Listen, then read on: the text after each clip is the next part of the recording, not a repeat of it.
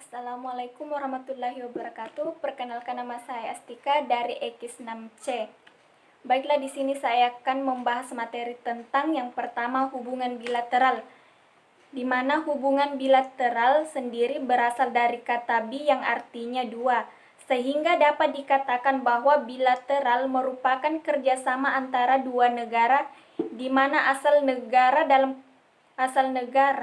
kerjasama bilateral ini tidak dikhususkan, karena kerjasama bilateral sifatnya jauh lebih pribadi daripada kerjasama lainnya karena hanya melibatkan dua negara. Dan adapun manfaat kerjasama bilateral, yang pertama, menambah keuntungan negara, mempererat hubungan antar negara, memasarkan produk dalam negeri, meningkatkan kesejahteraan ekonomi, mudah mendapatkan pinjaman keuangan, dan meningkatkan ilmu pengetahuan dan teknologi. Dan adapun tujuan kerjasama bilateral, yang pertama, untuk memasarkan produk suatu negara ke negara lainnya, untuk mendapatkan bahan kebutuhan yang diperlukan apabila negara sendiri tidak memproduksinya, untuk memperoleh investor untuk kemajuan perekonomian suatu negara, untuk memperoleh ilmu teknik militer yang lebih maju, dan untuk menjalin persahabatan negara lain atau mempererat hubungan dengan negara lain. Dan materi yang kedua yaitu kurs, di mana di sini pengertianku. Adapun di sini kurs adalah atau nilai tukar adalah harga atau nilai suatu mata uang dalam mutu uang lain, atau sebuah perjanjian yang dikenal sebagai nilai tukar mata uang terhadap pembayaran saat kini atau di kemudian hari antara dua mata uang masing-masing negara atau wilayah. Adapun sistem kurs di sini, yang pertama, sistem kurs tetap atau fixed exchange rate. Yang kedua, sistem kurs bebas atau mengambang atau floating exchange rate. Dan sistem tingkat mengambang atau terkendali atau managed floating rate. Dan adapun jenis-jenis kurs di sini, menurut R. Agus Sartono, kurs dibedakan jadi 3 jenis transaksi. Yang pertama, kurs beli dan kurs jual, kurs selang dan kurs spot, dan kurs forward swap exchange rate. Dan adapun faktor-faktor yang mempengaruhi nilai tukar, yang pertama, perbedaan tingkat inflasi antara dua negara, perbedaan tingkat suku bunga antara dua negara, neraca perdagangan, hutang publik, rasio harga ekspor dan harga impor, dan kestabilan politik dan ekonomi. Dan materi selanjutnya yaitu ekspor dan impor, tarif pajak dumping. Yang pertama, ekspor dan impor, di mana di sini ekspor adalah kegiatan menjual barang ke luar negeri. Orang yang melakukan kegiatan ekspor disebut eksportir. Sedangkan impor adalah kegiatan membeli barang dari luar negeri sesuai ketentuan dan peraturan yang berlaku. Orang yang melakukan impor disebut importir. Dan adapun tujuan ekspor dan impor yaitu untuk membuka pasar baru di luar negeri, memperoleh laba berupa devisa, untuk memperoleh harga jual yang tinggi. Kebutuhan masyarakat importir terpenuhi. Adapun di sini tarif adalah salah satu kebijakan pemerintah dalam mengatasi perdagangan dalam negeri dan merupakan salah satu devisa negara. Dan adapun pajak ekspor dan impor, di mana pajak ekspor merupakan pajak yang dikenakan pemerintah untuk kegiatan ekspor. Objek dari pajak adalah BKP atau barang kena pajak, dan adapun JKP jasa kena pajak. Pajak dalam rangka impor atau PDRI adalah pajak yang dipungut oleh Direktorat Jenderal dan Cukai atau DJBC atas impor barang. Dan adapun di sini dumping, penjualan barang secara besar-besaran di daerah pemasaran lain, biasanya di luar negeri, dan harga lebih rendah jika dibandingkan dengan harga penjualan di dalam negeri atau dumping. Adapun tujuan dumping adalah untuk bisa masuk dan menguasai pasar internasional. Dan adapun materi selanjutnya itu strategi obor atau One Belt One Road. Adapun di sini obor merupakan sebuah kebijakan inovatif pemerintah Tiongkok untuk membangun jalur perdagangan dan ekonomi baru yang menghubungkan Asia hingga Eropa. Obor memiliki potensi dalam mempromosikan aliran tertib bebas dari faktor ekonomi, alokasi yang sangat efisien, sumber daya dan integrasi dalam pasar-pasar mendorong negara di sepanjang jalur yang dilalui untuk mencapai koordinasi kebijakan ekonomi dan melaksanakan lebih luas dan lebih secara mendalam terkait standar kerjasama regional yang lebih tinggi. Adapun di sini obor bekerja sama dengan cara membuka proposal kerjasama dari negara yang menjadi target obor. Kebijakan obor yang diterapkan di daerah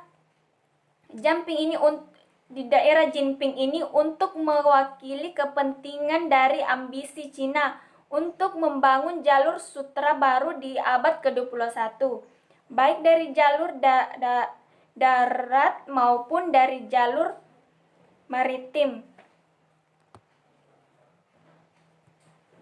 Obor dapat memberikan kesempatan kerja pada masa, namun resiko ini menarik dan tantangan seperti yang dihadapi oposisi dari berat strategi obor diperkuat untuk memastikan kepentingan yang berbeda-beda. Dan materi yang selanjutnya itu Indonesia dalam perdagangan internasional. Dan adapun di sini perdagangan internasional adalah sebuah kegiatan jual beli yang dilakukan dua pihak yang berbeda negara. Dan adapun manfaat perdagangan internasional, yang pertama menjalin persahabatan antar negara, memperoleh barang yang tidak dapat diproduksi di negara sendiri, memperoleh keuntungan dari spesialisasi, memperluas pasar dan menambah keuntungan dan transfer teknologi modern. Dan adapun faktor-faktor yang mendorong suatu negara melakukan perdagangan internasional, yang pertama faktor alam atau potensi alam untuk memenuhi kebutuhan barang dan jasa dalam negeri dan keinginan memperoleh keuntungan dan meningkatkan pendapatan negara. Nah, materi selanjutnya itu TKI dan devisa negara, di mana di sini TKI atau tenaga kerja Indonesia adalah setiap warga negara Indonesia yang memenuhi syarat kerja untuk jangka waktu tertentu dengan menerima upah. Kebijakan dari program pemerintah mengenai penempatan tenaga kerja Indonesia atau TKI ke luar negeri merupakan salah satu solusi untuk mengurangi tingkat pengangguran di tanah air dan memanfaatkan kesempatan kerja di luar negara. TKI tidak saja mendapatkan penghasilan yang cukup besar, tetapi juga ikut menyumbang devisa bagi negara Indonesia. Dan materi yang selanjutnya yaitu IF, World Bank, APEC, ASEAN, Uni Eropa, Liga Arabian.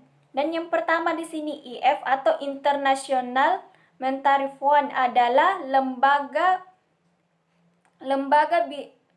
yang didirikan pada tahun 1994. IF dirancang untuk menghindari terulangnya kebijakan ekonomi buruk yang turut mengakibatkan depresi besar atau Great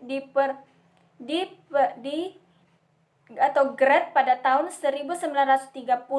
Adapun di sini World Bank adalah organisasi global yang bekerja untuk memberikan pinjaman kepada negara berkembang untuk membantu mereka menghilangkan kemiskinan. Adapun di sini APEC atau Asia Pacific Economic Cooperation merupakan wadah kerjasama negara di kawasan Asia Pasifik di bidang ekonomi, terutama di bidang perdagangan dan investasi. Adapun ASEAN atau singkatan dari Associative of Southeast Asian Nation atau Perhimpunan Bangsa-Bangsa Asia Tenggara. di mana di sini organisasi kawasan yang mewadahi kerjasama antar negara di Asia Tenggara sejak tahun 1967. Adapun tujuan ASEAN ialah menciptakan pemeliharaan dan peningkatan perdamaian, keamanan, ketahanan, dan kawasan bebas senjata nuklir dan senjata massal. Selain itu, ASEAN menciptakan kerjasama di bidang perdagangan atau penanaman modal ketenaga kerjaan, pengentasan masyarakat dari kemiskinan, dan mengurangi kesenjangan pembangunan di kawasan Adapun Uni Eropa adalah organisasi kerjasama regional di bidang ekonomi dan politik negara Eropa. Kegiatan Uni Eropa pada awalnya hanya terbatas pada kegiatan perdagangan. Dan adapun Liga Arab di sini yaitu Liga Arabian itu menjaga hubungan baik di antara negara Arab dan mengkoordinasikan kegiatan politik negara anggota, melindungi kemerdekaan di kedaulatan negara dan menyalurkan kepentingan Arab. Dan materi selanjutnya itu saham-saham internasional. Adapun di sini saham-saham internasional, yang pertama indeks harga saham gabungan atau manfaatnya di sini penanda arah pasar, pengukur tingkat keuntungan dan tolak ukur kerja portofolio. Dan adapun New York Stock Exchange merupakan bursa efek tertua di Amerika Serikat sekaligus menjadi bursa tradisional terbesar di dunia. Adapun HSBC salah satu organisasi perbankan dan layanan keuntungan internasional terbesar di dunia dengan kantor-kantor cabangnya di pasar yang mapan dan berkembang pesat. Adapun KLSE atau Kuala Lumpur Stock Exchange atau indeks Dow Jones. Dan materi selanjutnya itu kebijakan luar negeri, di mana di sini kebijakan luar negeri adalah sebagai seperangkat rencana dan komitmen yang menjadi pedoman bagi perilaku pemerintah dalam berhubungan dengan aktor-aktor lain di lingkungan eksternal. Adapun model-model kebijakan luar negeri, yang pertama model kebijakan luar negeri yang dipengaruhi rasional Churchill teori dan model birokratik politik dan teori voyeuristik.